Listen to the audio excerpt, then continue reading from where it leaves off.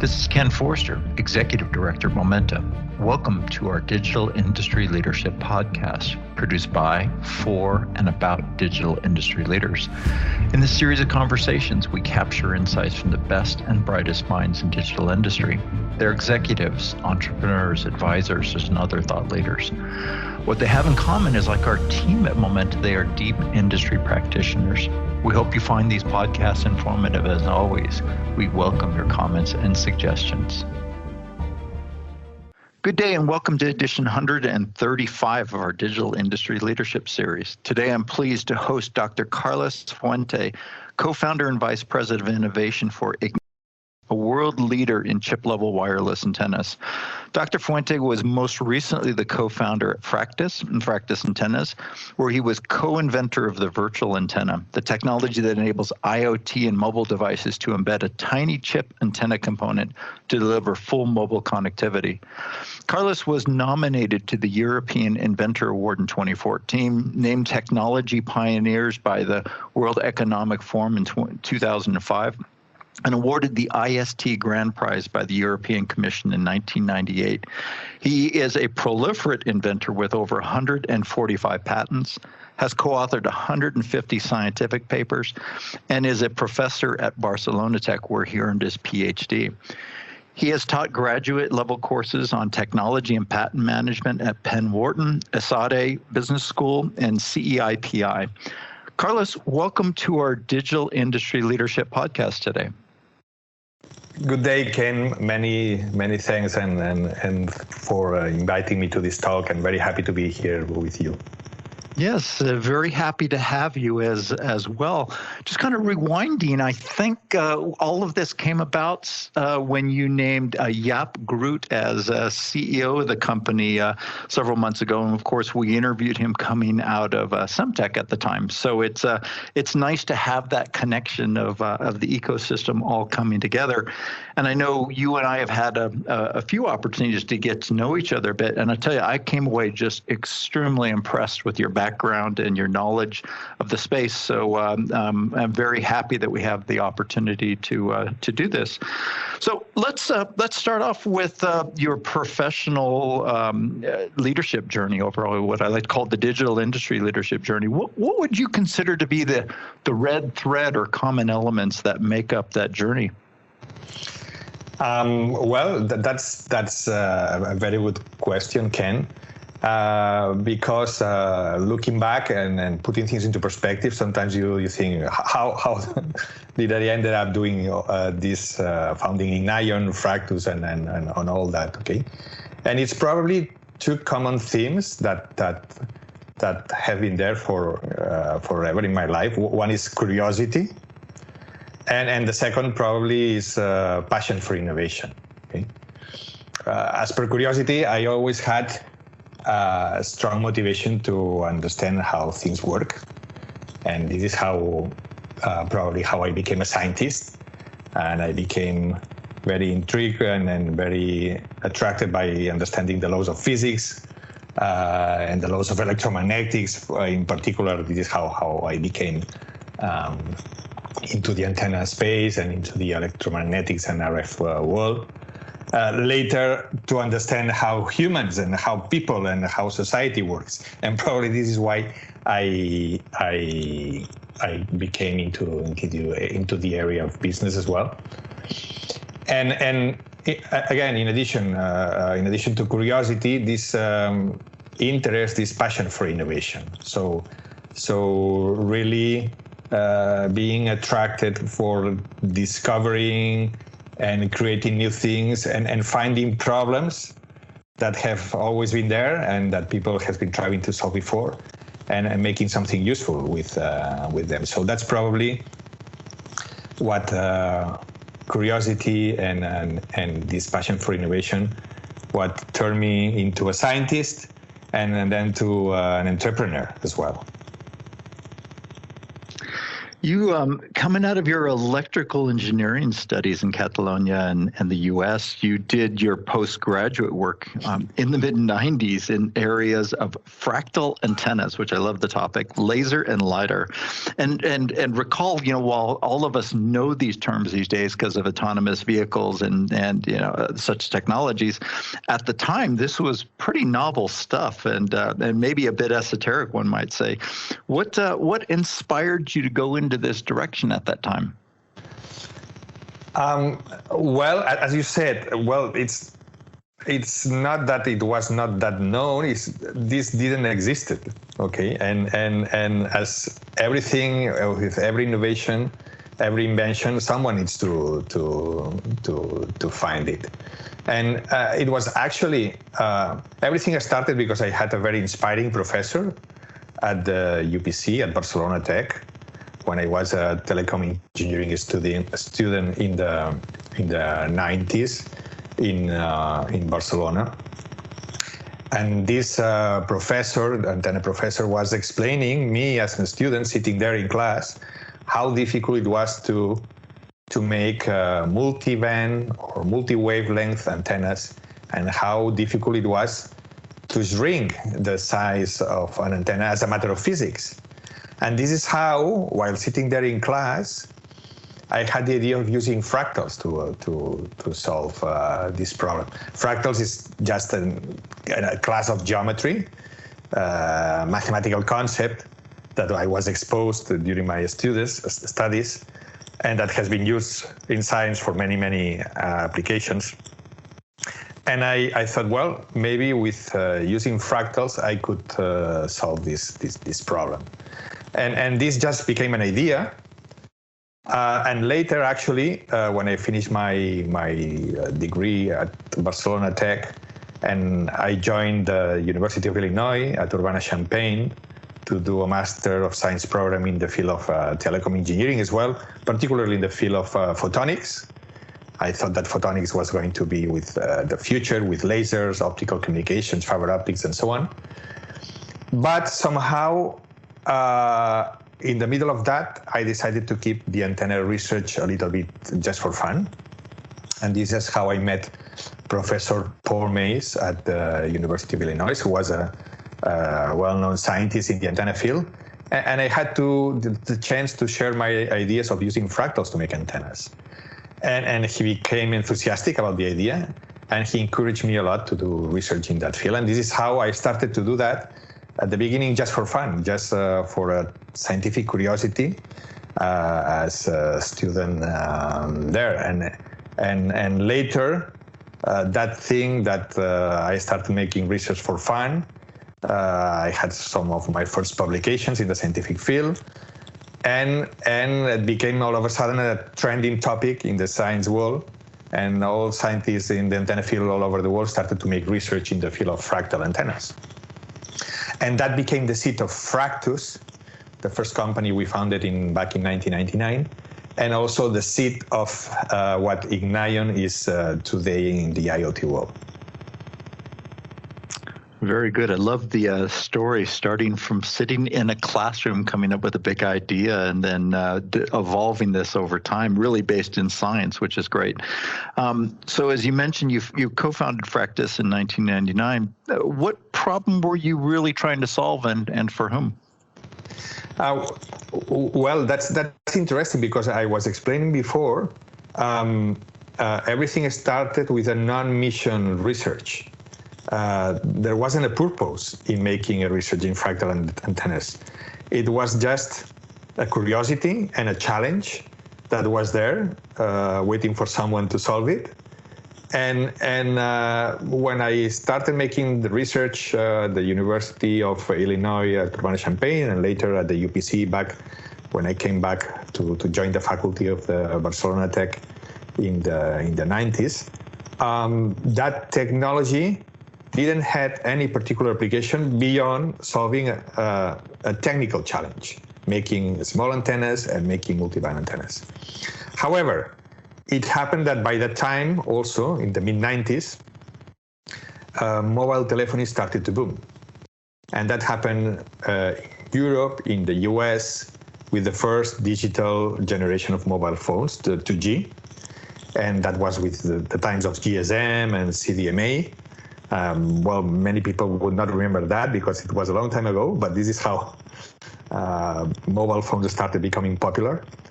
And the mobile telephony market was growing so fast that carriers and phone makers had a huge problem because there was not spectrum in the single band system that they had deployed with 2G. They had no spectrum to allocate the new subscribers. And this is how they realized that they had to open a second frequency band for all these subscribers. But there was many problems around that, and one of them was the antenna. At that time, remember, people would have a pull-out antenna in the external part of the phone, and you had to pull out the antenna to speak. And those were single band antennas. So the question became, are we going to put like two antennas on over the phone and having to pull out those two every time we speak to find the first frequency band or the second frequency band with one antenna or the other? Of course, that was not a solution. And the same for base stations. People were scared to see so many base stations around there and having those antennas radiating all over the cities in one frequency band. So people was not willing to see more antennas in the landscape. And this is how this problem of helping the digital world, the mobile communications to grow through new frequency bands became a market problem. And in parallel, we had this technology that started as a non-mission research and as a curiosity that all of a sudden had a solution for that problem. And this is how we realized that creating Fractus back in 1999, was a great opportunity. A great opportunity to address this market need with this new technology. So classic being prepared and being in the right place at the right time. It is a classic entrepreneur story. Not easy to do, but mind you, but you really seem to hit that timing well. What were some of your wins at Fractus at the time? Well, when we started Fractus, it was the times where the mobile telephony world was starting to transition from 2G to 3G, and new frequency bands were going to be rolled out and were going to be licensed. That was the times where first Spain, then Germany, UK, European countries, then the US became crazy about licensing and having those bids for the new spectrum for the new generations of mobile telephony. And our first main success was to get a contract from Telefónica, one of the leading carriers around the world, and it was the leading carrier in Spain by that time.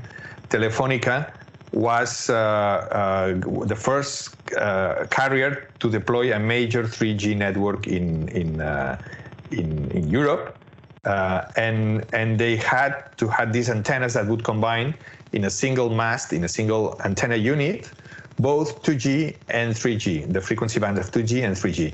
So they found on us the right antenna products, and this is how we roll out the first major 3G network in Europe with thousands of our antennas based on the technology we had created at the company. Okay, but then we went for cell phones as well, because again, the cell phones also needed multiband antennas, and in addition, they needed multiband antennas that had to be small enough to be fit inside the phone and getting away from the external part of the phone, which was inconvenient for many reasons. And this is how we started to apply our technology to cell phones as well. And it happened to be that within the period of 2000 to 2015, about over 90% of the mobile phones and smartphones worldwide use fractal-based antennas that had the grounds on our technology, the technology that we had created and patented. And this is how the company licensed its technology to most of the cell phone makers and around the world, including companies like Samsung, LG, Motorola, HTC, BlackBerry, Sanyo, Kyocera, Sharp, and many others. About every phone maker would use a Fractus license antenna component into their phones. So no small impact. And for most of the rest of us, that would have been enough to button up a professional career and retire in Barcelona somewhere. But you went on to, I'd say, make it an equally large leap when you co-founded Fractus Antenna in 2015, focus on virtual antennas. Tell us a bit about this technology leap. Well, it's again about this passion for innovation, and by facing challenges, technical challenges, but also market needs. And this is how, once we had a license to about the entire industry with Fractus and Fractal Antenna related technology, we realized that there were still problems to address, and there was a very clear inconvenience on the previous generation of fractal related technologies, which was that that technology was optimal from the antenna perspective, but you had to make a custom design, a very specific design for every phone model, for every smartphone that came out there. So, and that meant that you had to make a very substantial investment in R&D for every product that came out into the market, and that also meant that you could not benefit of economies of scale, because the product you would design for one phone model could not be reused for the next phone model, and this was a pain. And actually, this is how Fractus became a licensing company, a company that mostly licensed its technology and let the phone makers to do their antennas with our technology in their phones. Okay, but at the same time, while trying to face that problem, we came out with a new generation, the virtual antenna, and the aim after this virtual antenna was to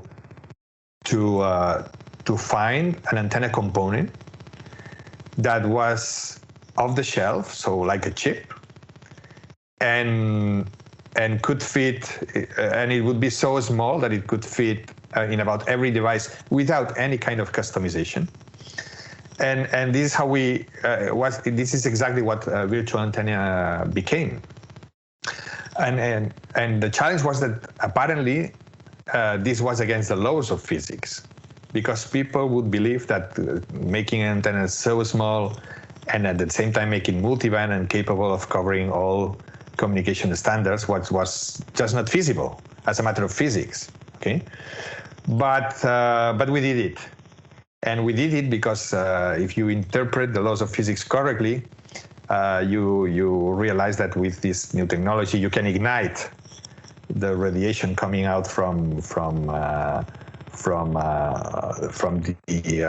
device itself and get connectivity as you need with all the communication standards that you need as well. I think you've already done a great lead into the next question, because I'm pleased to probably be one of the first to discuss your new branding, which by the time this airs will already be out in the market. But all of this has culminated with this rebranding of Ignion just a few weeks ago. Well, actually just now, and it will be a few weeks now. But what does the new brand mean to your company and mission? Well, first of everything, I mean, there is the Ignion word connects to the physics of these virtual antenna chips, and again, the trick beyond this technology, the reason why we can make our chips 10 times smaller than any previous generation of antennas, including fractals, is because these cheap antenna components are responsible of igniting the radiation process from actually the entire device. So it's the entire device with all its size that produces the radiation, all the radiation that the device needs and enables connectivity. And this is a completely different principle and a completely different technology that has no relation with the previous technology. Okay, and we had to find a name, and Ignion somehow reflects to that. In addition to this, Ignion also has a connection to the explosion of market verticals, application solutions that are joining the IoT revolution, and that are making and will make everything connected to the cloud.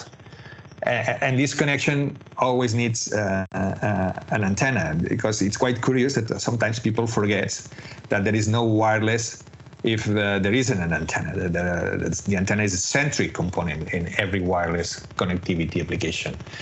And this is how these tiny chips from Ignion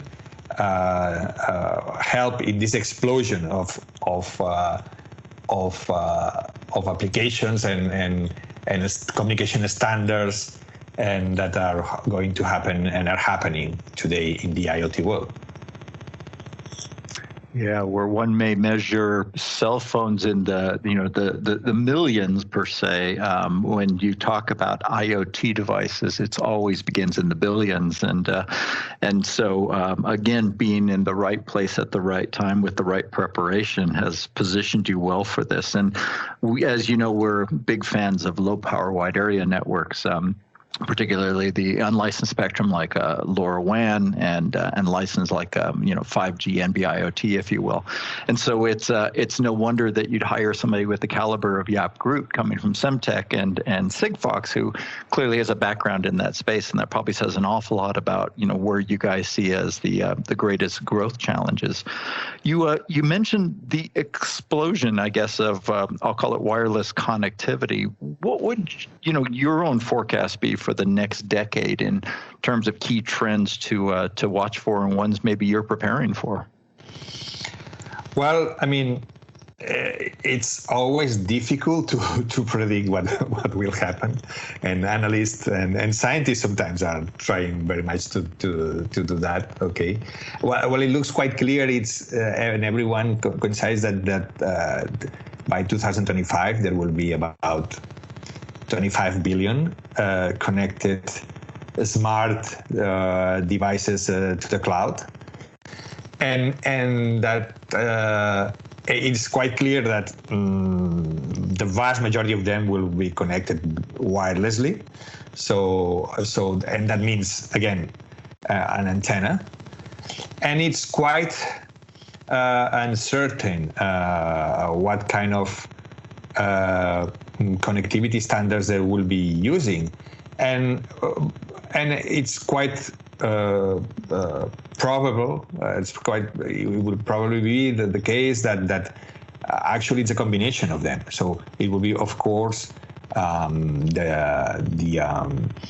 unlicensed spectrum for low power wide area network like LoRa, Sigfox, and so on, and also Wi-Fi. And this is how Jaap, while got enthusiastic with the project and decided to join us. Okay, but of course there is also a lot of applications that would be based on cellular connectivity, and that means 4G today, but 5G and whatever G you might mention, we might think in the future. And the nice thing is that from the Ignion perspective, we don't care. I mean, our antennas will be there because a tiny chip can be used to connect at any of those.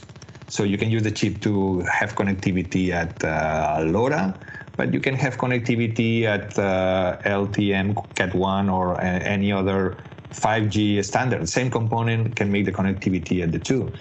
and it's small enough to be inside any device. So this is how we foresee the future. So billions and billions of devices connected, all of them using an antenna, multi-band and small antenna to connect to the cloud. So multi-spectrum, multimodal. I know you sit on top of a software-defined radio, but I guess it'd be fair to call you a software-defined antenna or connectivity. Right. Well, that's clearly, that's interesting, because that's clearly in our vision, and we believe that through these flexible and versatile components, at the end, the engineers and solution suppliers will be capable of connecting everything to through any standard, and just something that you configure through the software. That's perfectly correct. Mm-hmm. I noted your company, of course, has been sponsored by the EU, specifically Horizon 2020 program, and actually, as of this week, and as we're recording this, the EU has just announced a new, what they're calling European Investment Council program, driving direct investment and interesting enough, acceleration programs now for the next wave of European technology startups. What has your experience been working with the EU, and what would you advise startups considering taking early investment perhaps from this new program? The experience has been fantastic. I mean, as we have been discussing, I mean, all this research, all this innovation comes from ideas that happen years ahead from the problem. The problem comes later, or the, let's say, the real life problem. There is the technical challenge, there is the scientific challenge out there, but sometimes there is no real life application to that. And these promising technologies, these promising startups need some funding to cross what is called the valley of death in making now this, for instance, with quantum computing and many other technologies. I mean, there needs to be a huge investment to be done in R&D to bring that technology, to take that technology from the labs to the market. And the European program, in particular Horizon 2020, as you mentioned, has been extremely useful, because not only it funded basic research, but it funded really the whole process of bringing that fundamental research from the lab to the markets. So the complete journey. And this has been extremely useful for a company like us, and it should be extremely useful for a startup company based in Europe. And I would strongly recommend entrepreneurs and business leaders in that space, that innovative space, to take a close look to the European Union program and apply to a program that they will find useful for their companies. And of course, a second recommendation I would give to these companies is to file patents. Okay.